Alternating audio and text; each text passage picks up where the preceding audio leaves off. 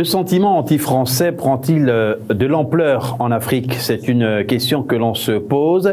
Et ce sentiment est également marqué, ce sentiment anti-français est accéléré sinon par les développements de l'actualité ces derniers jours en France de l'activiste camerounais Kalibri Kalibro qui a interpellé le chef de l'État français, et la réponse du président français a justement provoqué une grande indignation au Cameroun et sur le continent africain. Pour en parler, nous allons en compagnie de Lagrange Simenou Agnongpé, consultant et directeur général du cabinet Lige Council. Bonsoir Lagrange. Bonsoir. Et en ligne, bien entendu, de Nathalie Yamb, qui est membre du parti Leader en Côte d'Ivoire, le parti présidé par le professeur Mamadou Coulibaly. Elle sera en ligne de la Suisse où elle se trouve actuellement. Et nous aurons aussi peut-être le porte-parole de l'activiste Kalibri Kalibro et également Martial Bissog, journaliste et écrivain camerounais, sans oublier le docteur Ousmane Sao, qui est sociopolitologue en ligne de Paris en France. Avant de poursuivre, nous ouvrons par ce sujet qui nous resitue dans le contexte en ce qui concerne le dérapage ou bien la sortie d'Emmanuel Macron qui n'a pas du tout été appréciée. Monsieur Macron! Le président français faisait sa visite au salon de l'agriculture samedi lorsque subitement il est interpellé par un activiste camerounais surnommé Kalibri Kalibro, proche du MRC, sur la situation de la crise sociopolitique qui sévit au Cameroun. S'il vous plaît, oui. Monsieur Macron, il y a un génocide au Cameroun, monsieur Macron. Il y a plus de 22 morts. Je sais. Qui sont morts calcinés, monsieur Macron. Je sais ça. Nous sommes des Camerounais et nous souffrons. Alors, vous savez mon engagement sur ce sujet. J'ai mis la pression sur Paul Biya pour que d'abord il traite le sujet de la zone anglophone et ses opposants. J'avais dit, je ne veux pas qu'on se voit à Lyon tant que le général Camto n'est pas libéré. Et il a été libéré parce qu'on a mis la pression. Là, la situation est en train de se redégrader. Je vais appeler la semaine prochaine le président Biya et on mettra le maximum de pression pour que cette situation cesse. Et voici la phrase qui a mis en branle la toile et le gouvernement camerounais. La France dirigerait-elle le Cameroun? Oui, déclare cet ancien candidat à la présidentielle, journaliste et écrivain camerounais Martial Bissog. Emmanuel Macron ne s'est pas arrêté là. Il a promis à l'activiste de passer la semaine prochaine un coup de fil à Paul Biya pour lui demander de libérer les prisonniers politiques arrêtés dans le cadre de la crise post-électorale. Une sortie humiliante et attentatoire du président français sur son homologue camerounais, selon Issa Tiroma Bakary, ancien porte-parole du gouvernement, qui s'exprimait sur une chaîne de télévision camerounaise. Owonangini, politologue et universitaire camerounais, lui parle d'une sortie insignifiante du président français. La réaction du gouvernement est attendue. Nous allons également voir ce qu'il y a eu dans la presse en compagnie de Robert Adandé, une revue de presse où parfois les confrères ont été très virulents à l'endroit du chef de l'État français Emmanuel Macron. Depuis ce week-end, c'est le branle-bas au Cameroun, avec la déclaration d'Emmanuel Macron au sujet de la politique camerounaise. Le messager conclut à des pressions extérieures. Cameroun, qui gouverne? Interpellé samedi dernier par un activiste camerounais au salon de l'agriculture, le président français a confessé que c'est sous sa dictée que le chef de l'État camerounais a libéré Maurice Kamto et compagnie. Avec mutation Cameroun-France, la diplomatie de Jupiter, le président français s'est exprimé samedi sur son homologue camerounais avec une condescendance inédite, dit le journal. Violation des droits de l'homme, Emmanuel Macron désigne Paul Biya, dit le quotidien L'Émergence. Interpellé par un activiste lors du salon de l'agriculture à Paris, le président français a humilié son homologue camerounais en Mondovision. Il a aussi évoqué l'alternance au Cameroun et la situation des prisonniers politiques. Repère écrit, diplomatie, Macron l'immature, interpellé samedi 22 février par un activiste camerounais lors du salon de l'agriculture, le président français n'a pas hésité à dévoiler en Mondovision des secrets d'État sur le Cameroun et l'Afrique. Et Sigan lui écrit « Attaque contre le chef de l'État, les dérapages d'un suprématiste blanc nommé Macron ». Info Matin estime que ce sont des offenses au chef de l'État, Paul Biya, invité à rappeler son ambassadeur en France. En représailles aux propos jugés irresponsables du président français Emmanuel Macron, des leaders d'opinion demandent le rappel de l'ambassadeur du Cameroun en France pour consultation. La météo indique également que ce sont des offenses au chef de l'État camerounais. Macron met les Camerounais en colère, médusés puis choqués par les propos du président français. Tenu samedi au Salon de l'Agriculture de Paris, les compatriotes de Paul Biya se déchaînent. Un déchaînement qui se voit aisément en manchette de Réalité Plus. Président Macron, un peu de tenue et de retenue. Le Cameroun n'est pas une mairie française. Défi actuel, lui se demande si le président français veut faire chanter Yaoundé. Enquête sur les possibles motivations de la récente sortie du dirigeant français contre son homologue camerounais avec qui il semblait jusque-là avoir d'excellents rapports. France-Cameroun, pourquoi Macron accentue la pression sur Biya, se demande le journal. Et l'intégration cette fois-ci, crise anglophone, affaire Camto, décentralisation, Paris éternue, Yaoundé s'enrhume. Le président français jette un pavé dans la mare en révélant des secrets d'État sur la libération de l'opposant Maurice Kamto. Le gouvernement camerounais accuse le coup et s'en prend à l'activiste à l'origine de la sortie du président Macron. La polémique enfle au Cameroun et divise l'opinion nationale. Une partie de l'opinion qui, à travers le quotidien, accrédite la thèse d'une déstabilisation du Cameroun. La main visible de Paris, lit-on. Et l'essentiel, lui, de dire qu'il s'agit d'une maladresse diplomatique. Le libérateur téléphonique, Macron crédule et inamical. Et comme un jeu de mots, mutation lui de titrer, France, la mère patrie. Des centaines de jeunes Camerounais ont manifesté devant l'ambassade de ce pays à Yaoundé après le propos jugé néocolonial du président Macron. Et face à ce déchaînement national, Cameroun Tribune lui écrit que la présidence de la République exprime sa surprise face aux propos d'Emmanuel Macron. Dans un communiqué publié lundi, le ministre d'État, secrétaire général de la présidence Ferdinand Ngongo, s'étonne de la sortie du président de la République française, rejette les allégations mensongère de l'activiste interlocuteur d'Emmanuel Macron et appelle les Camerounais à garder leur calme. Alors, la presse a été, en tout cas, très dure. On l'a vu au Cameroun, après les propos du président français Emmanuel Macron. Nathalie Yamb est à Lausanne, en Suisse. On rappelle que vous êtes femme politique, cadre du parti leader du professeur Mamadou Coulibaly en Côte d'Ivoire. Vous êtes conseiller exécutive du président Mamadou Coulibaly. Est-ce que, Nathalie Yamb, le sentiment anti-français est en train de se répandre sur le continent africain? Bonsoir. Bonsoir. Alors, la fameuse question sur le sentiment anti-français, je dois avouer que je commence à la trouver assez lassante, surtout de la part de médias africains qui devraient plutôt mettre en valeur le sentiment pro-Afrique que certains d'entre nous portent, plutôt que de reprendre à leur compte les jérémiades de monsieur Macron. Je ne suis pas sûre qu'il existe une loi quelque part qui stipule qu'on soit obligé d'aimer la France.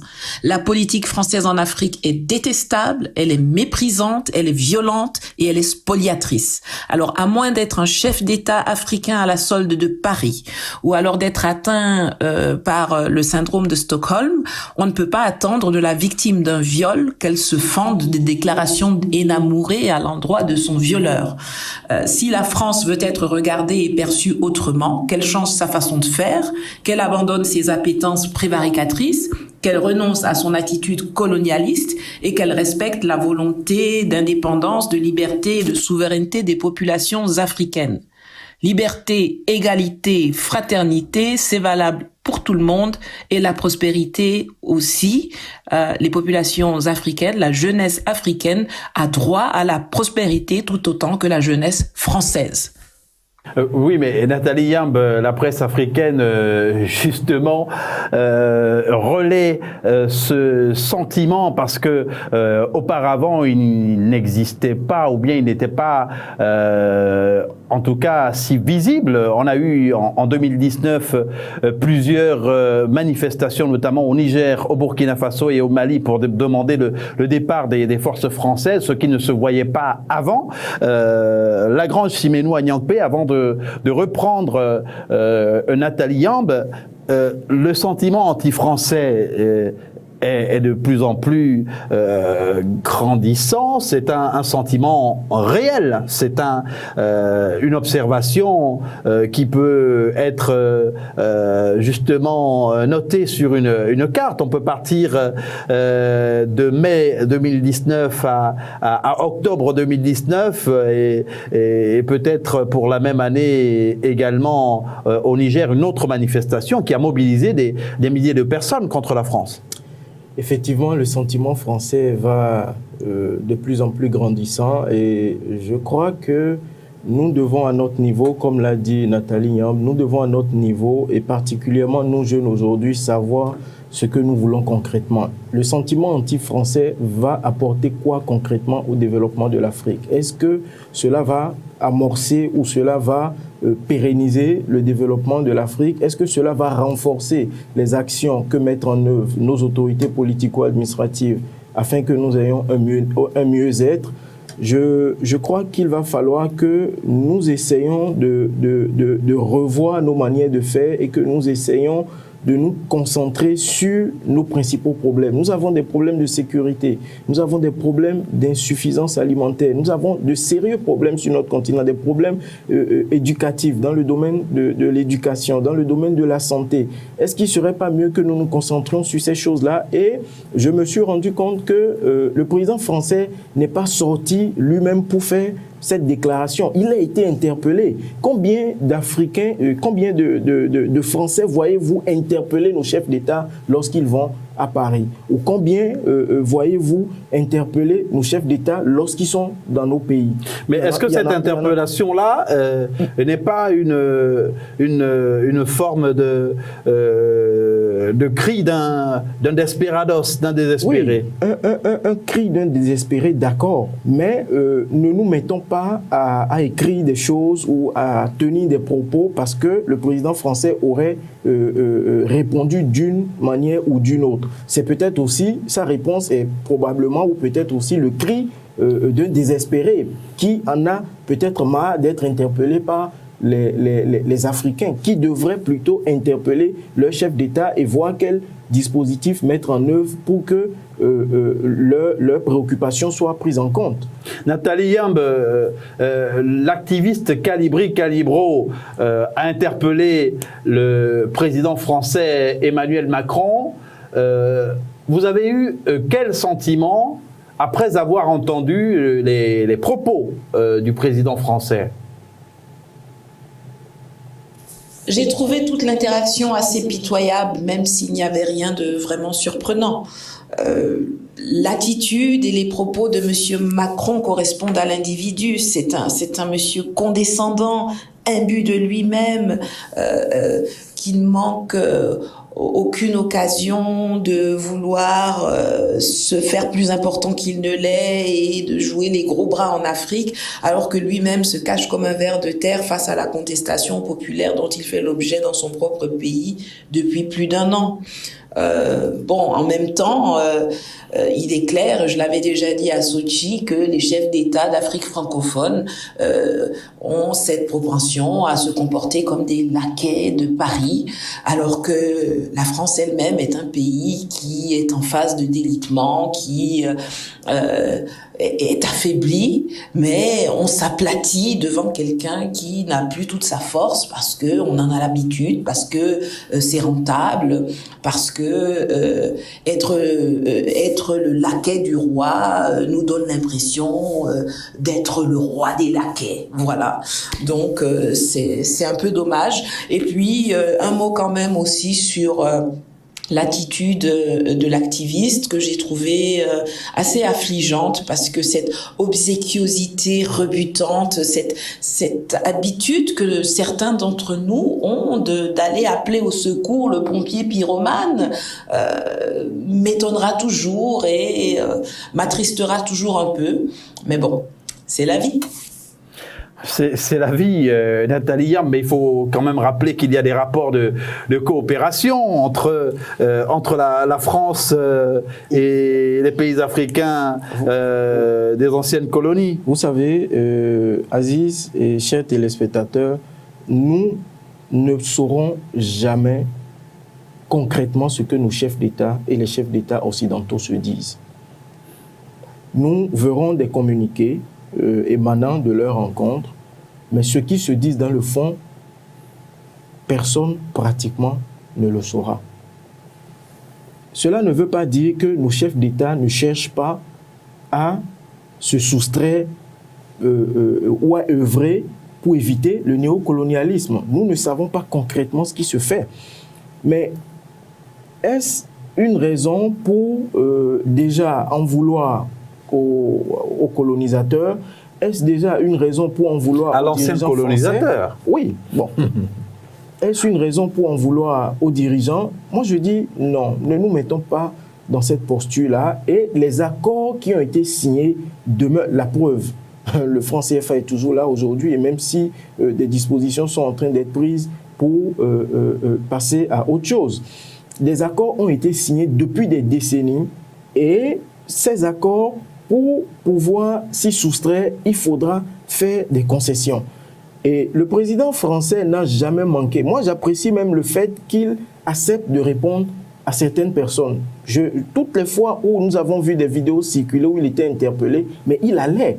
Et pendant, à certaines périodes, il a également dit qu'il ne s'est jamais renfermé, qu'il a toujours été ouvert pour échanger, pour discuter, pour négocier. Mais les présidents français répondent souvent à leurs concitoyens quand ils sont interpellés. Oui, ils répondent à leurs concitoyens lorsqu'ils sont interpellés sur des questions qui concernent leur territoire, qui concernent leur population. Et pour être plus précis, au Salon de l'Agriculture, c'est peut-être l'occasion rêvée d'avoir en face de soi un chef d'État. On a également en ligne de Paris, peut-être en repérage, le docteur Ousmane Saoun. Alors pour l'instant, la liaison téléphonique n'est pas des meilleures, mais nous allons revenir dans quelques secondes. Il y a également la forme et le fond. Hein. Certains mots ont été parfois durs, et là j'ai envie de poser la question à Nathalie Yamb, qui refuse d'être appelée activiste, mais plutôt femme politique et militante du leader qui est, on le rappelle, conseiller exécutif du président de ce parti politique ivoirien de l'opposition, Mamadou Coulibaly. Est-ce que le ton utilisé par certains activistes pour dénoncer le comportement de la France et notamment les propos du président français Emmanuel Macron n'est pas parfois injurieux? Je crois que la réponse que je viens de donner vous fournit mon point de vue sur la question. Nous sommes dans un combat à la vie et à la mort.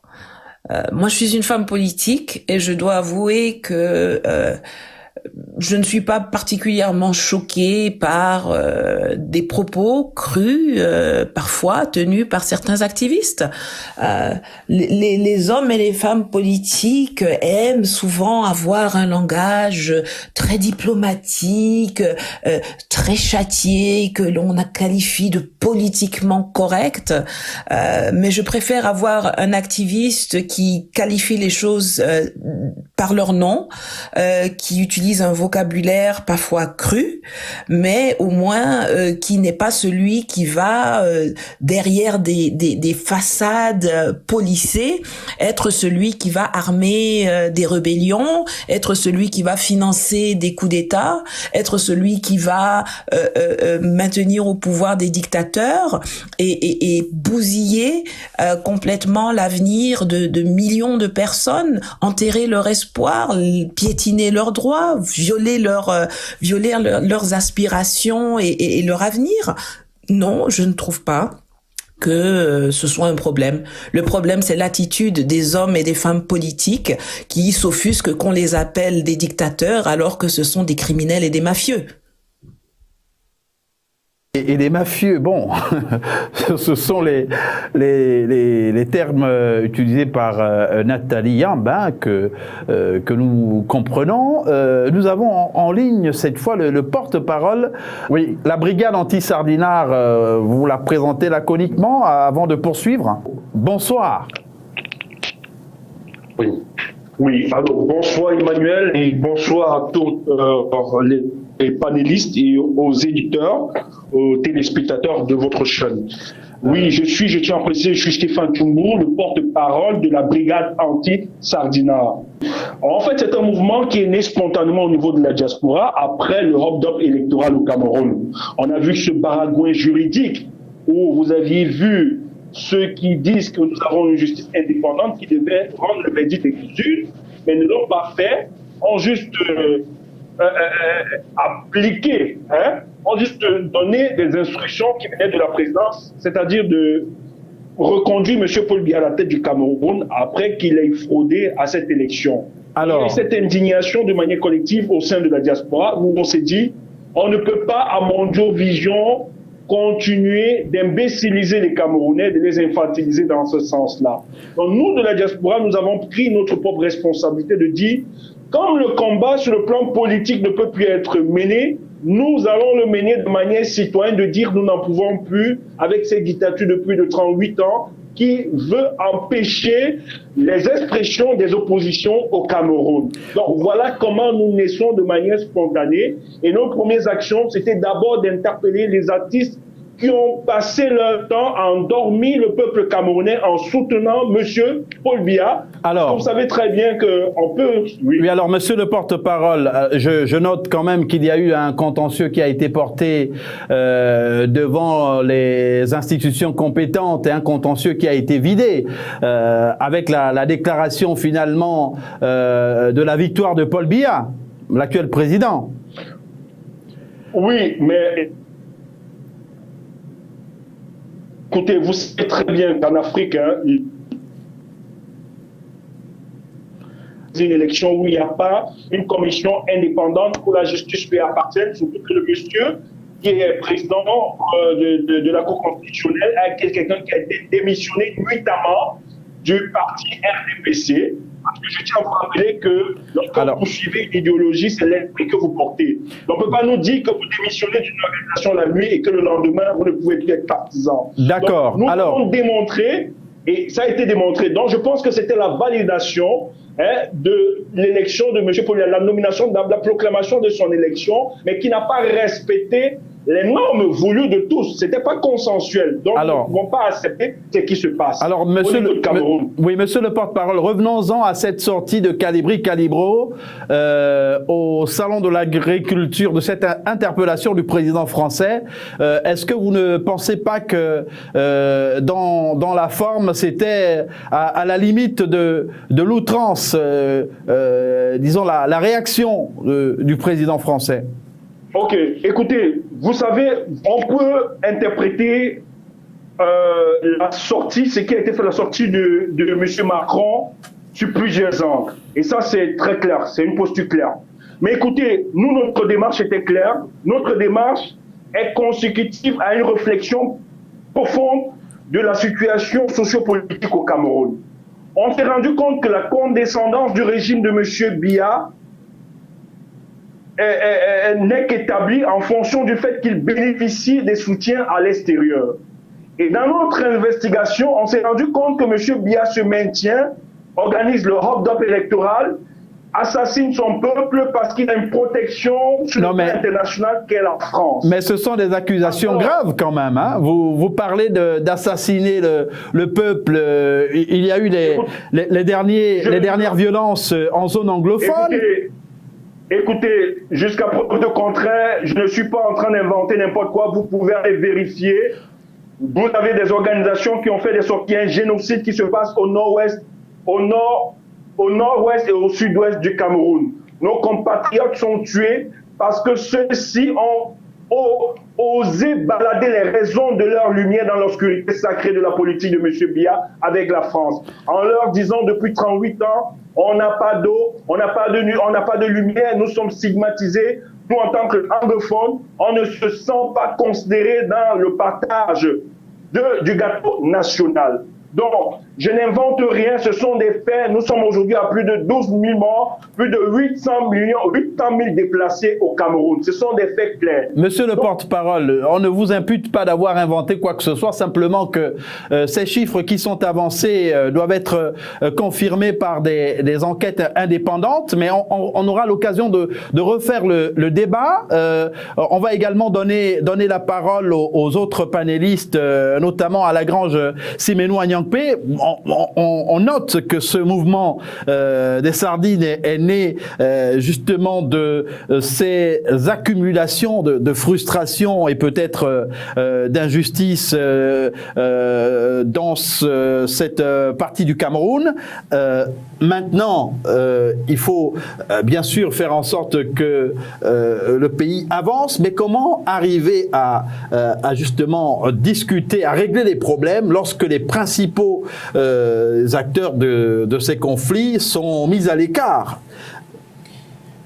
Merci Aziz. Je remercie le porte-parole pour son expression, mais disons-nous qu'il est loisible et il est toujours bien de s'exprimer. Il est toujours bien de s'exprimer, mais il est préférable de mieux s'exprimer, de trouver les canaux adéquats pour s'exprimer. C'est vrai que beaucoup ou certaines autorités politico-administratives ferment leurs portes à ces activistes-là, ferment leurs portes à ceux-là parce qu'ils n'apprécient pas leur mode de fonctionnement. Qu'est-ce qui empêche les activistes? Qu'est-ce qui empêche ceux-là qui réclament un certain nombre de choses de s'humilier, d'aller vers leurs autorités politico-administratives? Parce que quoi que l'on dise, ce sont des autorités qui ont été investies d'un pouvoir et qui les exerceront, qu'ils le veuillent ou non. Ils exerceront leur pouvoir.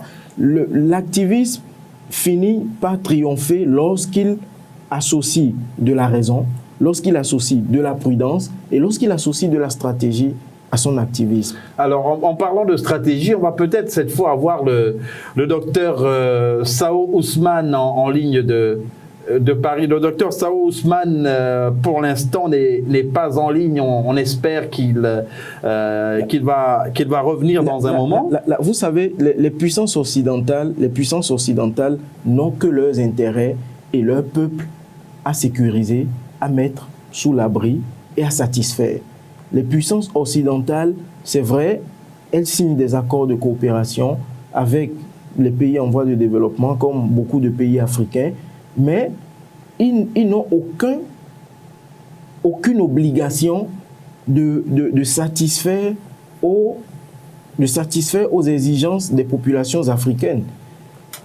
Je ne sais pas si vous percevez un peu. Donc, s'attendre à ce que telle autorité politico-administrative de telle nation interviennent pour que tel activiste ou tel groupe d'activistes puisse avoir gain de cause, je pense que ce n'est pas la bonne manière. Ce n'est pas la bonne manière. Trouvons les bonnes manières, trouvons les voies et moyens pour mieux nous faire entendre et pour régler nos problèmes nous-mêmes. Le président français a été élu. Alors, le docteur Sao, on nous le fait savoir, est en ligne à nouveau. Donc, il est en repérage et il va sûrement donner son point de vue sur la situation, bien sûr, des relations entre la France et les pays africains, et notamment sur cette affaire qui défraie la chronique, qui fait couler beaucoup d'encre et de salive au Cameroun et partout ailleurs sur le continent africain. Les activistes sont de plus en plus virulents, de plus en plus nombreux. Nous avons en tout cas plusieurs qui se distinguent par des actions d'éclat, surtout en dehors du continent africain, parce qu'il y a peut-être des difficultés à s'exprimer dans leurs pays respectifs. Oui, mais est-ce que leur activisme à l'étranger apporte un plus? C'est la question qu'il faut se poser. Est-ce que leur activisme à l'étranger apporte un plus? Est-ce que ce n'est pas un moyen de pression? Est-ce que ça n'indispose pas à l'extérieur auprès de ces pays amis?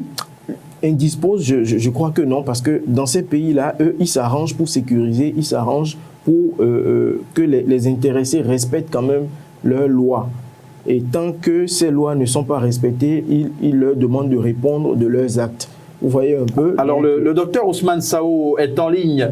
Docteur Ousmane Sao, bonsoir. Je précise que vous êtes sociopolitologue et que vous suivez de très près l'actualité sur le continent africain, même si vous êtes à Paris, en France. Nous avons dans l'actualité, justement,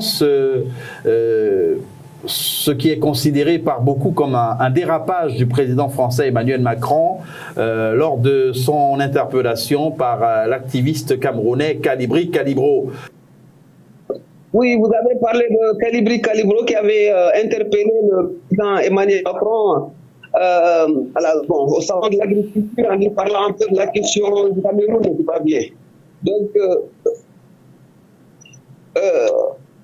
quelque part, comme vous savez, en France, le président français répond toujours aux questions quand on les interpelle. Et ça fait que l'activiste camerounais en a profité pour essayer d'interpeller directement le président Emmanuel Macron, qui a répondu du tac au tac. On peut le regretter, mais seulement il faut aussi reposer la question autrement. Bon, c'est une bonne chose souvent qu'on voit un président français répondre à des questions et dire non souvent à ce qui se passe dans nos pays. Puis c'est dans le bon sens surtout, parce qu'on sait que quand on regarde bien le président camerounais qui a fait quand même des années au pouvoir, qui est resté des années au pouvoir, encore se représenter pour essayer encore de, ou bien on ne sait pas. On a tout ce problème-là. On peut appeler ça comme une ingérence, mais moi, je l'appellerais autrement parce que c'est une autre vision de la situation. C'est vrai que c'est osé de parler dans notre pays parce qu'il y a le respect que nous devons avoir. Ça, c'est l'autorité française même qui devrait s'imposer et que les Africains eux aussi doivent comprendre ces choses parce que c'est au niveau même c'est dans l'activité même du Camerounais qu'il a voulu internationaliser un peu le combat qu'il y a au Cameroun. Donc ça nous interpelle. Je peux comprendre que certains Africains puissent dire que Emmanuel Macron n'a pas le droit de parler de l'Afrique, mais seulement il a été interpellé. Il pouvait dire oui, je ne peux pas répondre à ces questions-là. Il a toujours voulu peut-être répondre à cette question. C'est maladroit, on peut le souligner ainsi, mais c'est de bonne guerre parce que nous avons des Africains qui vivent en France, qui sont intéressés à ce qui se passe dans leur pays et qui posent des questions, peut-être il n'a pas où le dire, il en a profité parce que déjà, on en parle, c'est une très bonne chose parce que ça a permis à cet activiste de faire passer le message et de montrer que quelque part, que lui aussi, il est sur place et que de dire cela est une bonne chose et que c'est de montrer aussi qu'Emmanuel Macron suit la situation de très près, c'est normal. Et nous devons comprendre une chose, dire que la France, quelque part, vit l'histoire que nous avons avec la France, vit l'histoire que nous avons de la colonisation jusqu'à présent, vit aussi la présence française en Afrique, on ne peut pas dire à un moment donné, oui, nous ne voulons pas que la France intervienne, et en même temps, nous faisons appel à la France pour tout ce qui est terrorisme et autre chose, et aux Africains de prendre les responsabilités. Il nous faut vraiment prendre notre indépendance, mais une indépendance économique tout d'abord. Il faut d'abord aussi se couper de tout cela, et puis permettre à nous. Il faut d'abord un combat interne, je crois bien, pour que vraiment dire à Emmanuel Macron, voilà, nous ne voulons pas que vous interveniez dans nos pays, mais il faut que nous soyons plus responsables à cela. Il est facile de se mettre en Afrique, ouais, et dire nous ne voulons pas de la France, alors que la France intervient partout en Afrique, ce qui est un peu dommage à voir. Mais je crois que la phrase de Emmanuel Macron est une phrase maladroite, qu'il faut souligner en tant qu'Africain, mais seulement il a répondu à une question, plutôt parler à cet activiste qui a posé la question, pourquoi il lui a posé la question à Emmanuel Macron, posée à une autre personne. Donc en France, il est de coutume pour répondre à toutes les questions posées et il a répondu à cette question que moi je crois dans cette forme-là. Docteur Ousmane Sao, il y a pour beaucoup une interpellation, c'est vrai, aussi maladroite, mais qui est justifiée par le désespoir et le sentiment qui serait justifié par un sentiment de désespoir et d'impuissance face à ce qu'il se passe dans son pays, dans le pays de l'activiste. Mais oui, bien sûr, c'est un sentiment de désespoir. un sentiment de dire que voilà, pourquoi? Parce qu'on a toujours dit que la France aide nos dictateurs, ou bien la France est complice de ce qui se passe en Afrique. Donc c'est un sentiment de désespoir, c'est un sentiment aussi quelque part, parce que c'est ce que ça arrive, bon, on le voit souvent. On a tendance à dire que la France dans africains. Donc, pour lui, peut-être c'est un sentiment de désespoir, on peut le souligner parce qu'il n'est pas entendu. C'est un activiste connu, surtout, parce qu'on l'entend souvent, on le voit souvent parler de la question dans le métro français, on l'entend souvent parler de la question camerounaise. Donc, pour lui interpeller le président, déjà, il faut qu'il arrive. Il a été vraiment très courageux d'aller jusqu'à voir le président Emmanuel Macron et lui poser la question sur cette question. Donc, nous savons que c'est un sentiment d'impuissance, parce que le bûcher ne peut pas aller en Cameroun pour le dire, on ne l'entendra pas parce que tout est fermé quelque part. On parle de démocratie, on parle d'autres choses, mais les activistes ne peuvent pas réagir clairement dans les radios africaines. Donc c'est une question pour lui qu'on en parle. Déjà, le fait qu'on en parle nous-mêmes et que d'autres radios en parlent, c'est déjà une victoire pour lui. Et qu'il faut aussi encourager, moi, c'est vrai que je peux dire que la phrase de Emmanuel Macron est maladroite, mais il faut encourager aussi les Français de dire aux dictateurs ou bien aux présidents africains, écoutez, on ne peut pas vous soutenir parce que l'Afrique aussi a besoin de s'émanciper, l'Afrique a besoin que le peuple puisse lui-même choisir leur propre président. Et nous sommes loin de tout ça. Nous voulons que vous-même, vous puissiez prendre vos responsabilités. Mais qu'est-ce que ça va changer fondamentalement, ce type de démarche? Est-ce que vous avez le sentiment que ça pourrait prospérer?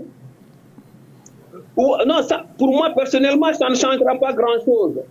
Hein, parce que on sait un peu comment ça se passe en Afrique. Mais seulement, en tant qu'activiste, lui, il veut un peu sensibiliser et montrer au monde qu'il y a quelque chose qui se passe au Cameroun et que, vous savez, au salon de l'agriculture, tous les médias sont braqués sur Emmanuel Macron. C'est une manière pour lui aussi de se faire connaître et de faire connaître son combat. Mais seulement, nous savons que sur le plan interne, au niveau africain, ça ne va pas changer grand-chose. Mais c'est un coup de buzz que ça va donner. Peut-être que pour le futur, ça va donner une autre vision de la situation. Donc, c'est surtout là que moi je regarde la situation, mais sur le plan interne, ça ne changera pas grand-chose. Sur le plan interne, ça ne changera pas grand-chose. Le docteur Sao vient de l'indiquer, mais on n'est pas naïf comme l'ont indiqué d'autres. À l'instar du docteur Sao, c'est aussi une opération de com. C'est beaucoup plus une opération de com. La preuve, nous sommes en train d'en parler aujourd'hui sur ce plateau. Beaucoup en parlent sur les réseaux sociaux. C'est une opération de com. Le président français, il a réagi tel qu'il l'a fait et ni vous ni moi, personne ne sait ce qu'il dira au président Paul Biya. Personne ne sait ce que le président Paul Biya lui répondra. Et vous savez, le président de Gaulle disait que la France n'a pas d'amis, la France n'a que des intérêts. Comme tous les États. Et un autre chef d'État africain disait également que la France sans l'Afrique, c'est la voiture sans le carburant. Vous voulez parler de l'ancien président gabonais Omar Bongo Ondimba. Il le disait si bien, donc c'est pour dire que la France et l'Afrique seront toujours ensemble, quitte à l'Afrique de revoir dans quelle mesure renégocier les accords qui les ont toujours liés, afin que le peuple africain puisse mieux en profiter. En tout cas, on espère que cette question sera à l'ordre du jour de leur prochaine rencontre. Mais avant de passer à une autre actualité, au Togo, nous allons donner la parole pour conclure sur ce chapitre au porte-parole du mouvement des sardines qui est intervenu il y a un moment. Alors, la sortie de Calibro est aussi, vous en convenez, une opération de com'. Oui, ben, la première conséquence, c'est qu'il faut savoir, la première conséquence, c'est déjà l'impact sur le plan médiatique qu'il faut avoir. C'est déjà élever le débat et faire le connaître davantage sur le plan international, même comme il était très connu. Mais il fallait attirer le regard des médias parce qu'il y avait un blackout total sur ce qui se passe au niveau du Cameroun. La plupart des médias étaient très silencieux sur ces questions-là. Et ça a permis aujourd'hui, par l'acte de Calibri, de remettre sur la table de discussion le problème du Cameroun. Écoutez, avant peut-être qu'on ne termine, je voudrais dire un truc. Parce qu'il y a des gens qui me font l'amalgame entre la souveraineté, le panafricanisme, etc., qui nous traitent d'antipatriotiques, d'antipanafricanistes, etc. Moi, je vais dire un truc. Les présidents qui nous gouvernent dans toute la sous-région, parce que c'est le même malaise que nous avions, nous devons comprendre qu'on doit avoir une certaine potabilité dans nos actions politiques pour qu'on soit en cohérence avec ce que nous recherchons et qu'on ne soit pas reproché. Lorsque vous voulez parler de souveraineté ou bien de panafricanisme, il faudrait que ça respecte aussi la cohérence des aspirations du peuple. Mais on se rappelle très bien que dans le précaré, l'Afrique francophone, surtout le nôtre, la zone CIMAC, la plupart de ces chefs d'État, ce sont des anciens poutistes qui sont reconvertis en démocrates du jour au lendemain. Ils sont passés par le casting de la France-Afrique. Mais c'est le jour qu'ils se sentent en difficulté qu'ils vont brandir les éléments de souveraineté, de panafricanisme et de patriotisme, alors qu'on n'est même jamais en négociation avec le peuple. La démarche de Kalibi respectait à une réflexion profonde. Monsieur Biya se maintient depuis 38 ans parce qu'il bénéficie du soutien de la France. Les faits sont clairs. Il a tout bradé aux Français. Nous avons demandé avec la crise de mettre un dialogue sincère, inclusif, pour qu'on discute entre nous Camerounais.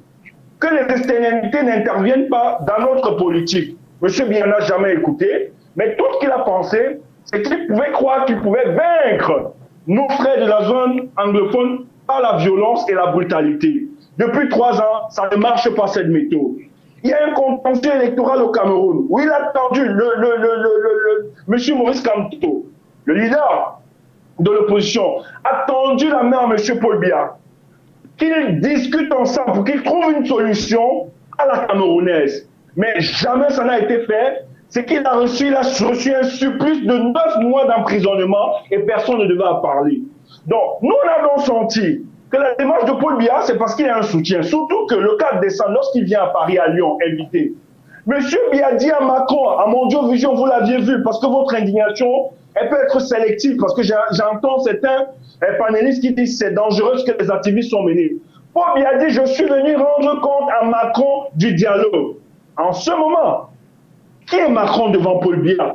Ça veut dire que c'est Macron qui oriente la politique au niveau du Cameroun. Donc il était donc question pour nous d'aller interpeller Macron, de lui dire que celui avec qui tu diriges le Cameroun se comporte mal. Il faut revoir cela parce que ce sera en contradiction avec les notions de démocratie et de droits de l'homme que vous revendiquez tout le temps. C'est votre interprétation. C'est une interprétation que nous comprenons. Nous ne vous interrompons pas, mais nous avons également la situation au Togo à évoquer en quelques minutes. On aura l'occasion, monsieur le porte-parole du mouvement des Sardines, de refaire un débat, bien sûr, en validant votre disponibilité sur la question, notamment de la démocratie en Afrique centrale. Déjà, merci d'avoir bien voulu répondre à nos questions et participer à cette émission. Il y a l'actualité au Togo, cette fois, avec la publication des résultats de l'élection présidentielle, des résultats qui donnent finalement le président Faure Gnassingbé vainqueur. Au pouvoir depuis 2005, Faure Gnassingbé, le président togolais, a recueilli 72,36% des voix lors des élections présidentielles du dimanche 22 février. Des résultats qui le positionnent très loin devant le candidat de l'opposition Agbeyome Kodjo, qui dénonce des fraudes et revendique lui aussi la victoire selon les résultats proclamés par la Commission électorale nationale indépendante CENI. Faure Esozima Gnassingbé sera donc réélu pour un 4e mandat, ce qui fait de lui son propre successeur. Dès le premier tour, le chef de l'État sortant l'emporte avec une majorité absolue selon les chiffres officiels. Agbeyome Kodjo, son principal challenger, obtient quant à lui seulement 18,37%, alors que le 3e candidat Jean-Pierre Fabre totalise 4,35% des suffrages. L'histoire retient que le score est inédit, ce que confirme d'ailleurs le ministre de la fonction publique Gilbert Bawara, qui se trouve être par ailleurs l'un des premiers soutiens du chef de l'État et l'officiel de dire devant la presse, juste après les résultats, nous constatons aujourd'hui que Faure Gnassingbé a opéré une grande percée exercée dans les localités autrefois difficiles et que dans le reste des autres localités de notre pays, c'est un véritable plébiscite. Il faut d'ailleurs rappeler à ce sujet que le président Faure Gnassingbé avait été élu avec un peu plus de 58% des voix il y a 5 ans. À titre informatif, il faut également relever que le taux de participation est de 76,63%, donc nettement plus élevé qu'en 2015 où il se situait à peine autour de 61%. Et l'autre fait non moins inédit est que c'est la première fois que des résultats sont annoncés aussi rapidement au Togo, à peine plus de 24 heures après le scrutin présidentiel qui s'est déroulé samedi dans le calme. Une élection qui s'est déroulée samedi dans le calme et un score sans appel, 72% des suffrages. Nathalie Yamb, élections et contestations sont malheureusement le lot de plusieurs pays africains. La dernière élection en date est donc celle du Togo. L'opposition, après que la victoire du président sortant a été déclarée, l'opposition revendique aussi la victoire. Hélas, 3 fois hélas. Mais qu'est-ce que vous voulez que je vous dise? Il va peut-être falloir qu'on mette ça en prière parce que bon, moi je ne vois pas comment on peut changer quelque chose si on ne met pas fin à l'hypocrisie ambiante. Les hommes politiques au pouvoir ne veulent pas changer parce que ils sont des monarques pontificaux. Le pouvoir est doux. Il n'y a aucune raison qu'ils renoncent à cela. Les hommes politiques de l'opposition sont en grande partie à l'image de ceux au pouvoir, à l'exception notable de quelques personnes. Il n'y a pas beaucoup d'hommes politiques en Afrique qui viennent en proposant des programmes progressistes, réformistes, qui visent à limiter le pouvoir. C'est juste du pousse-toi que je m'assois et que moi aussi je profite. Et puis surtout, il peut pas y avoir de changement majeur tant que le peuple ne décide pas de s'impliquer lui-même dans le changement. Tant qu'on préfère rester chez soi plutôt que d'aller manifester, tant qu'on préfère se laisser corrompre ou corrompre plutôt que d'aller travailler, tant qu'on veut avoir des réflexes tribaux, claniques, ethniques plutôt que de faire le choix de la compétence ou de la raison, on restera dans le système actuel des pays francophones. Les hommes politiques qui nous dirigent ne sont pas tombés du ciel, ils sont à l'image des peuples qu'ils gouvernent. Et on a les dirigeants qu'on mérite. Quand les Togolais, quand les Ivoiriens, quand les Guinéens, quand les Camerounais se diront qu'ils méritent mieux que les Yadema, Ouattara, Condé, Biya et autres, ceux-ci seront balayés et puis une nouvelle classe de dirigeants pourra alors mettre en place les mécanismes dont vous parlez et qui sont le régime parlementaire, la limitation du pouvoir, le devoir de rendre compte, l'enrôlement gratuit, l'éducation à la citoyenneté, la valorisation du mérite, la sanction du crime et de la corruption. Jerry Rawlings a réussi ça au Ghana, alors mettons en prière ou bien alors soyons les acteurs du changement pour que la liberté et la prospérité et la démocratie s'ancrent dans nos mœurs. La liberté s'arrache, la dignité se conquiert.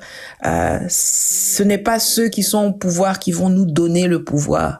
C'est à nous de nous arranger pour arriver au pouvoir et changer la façon dont est géré le pouvoir. Nathalie Yamb, merci, mais on précise quand même qu'en Afrique, il n'est pas facile de manifester sans que les manifestations ne soient réprimées. Alors si les peuples doivent se battre pour prendre le pouvoir, c'est au prix du sang versé, peut-être? Est-ce qu'il faut dire que c'est au prix du sang versé?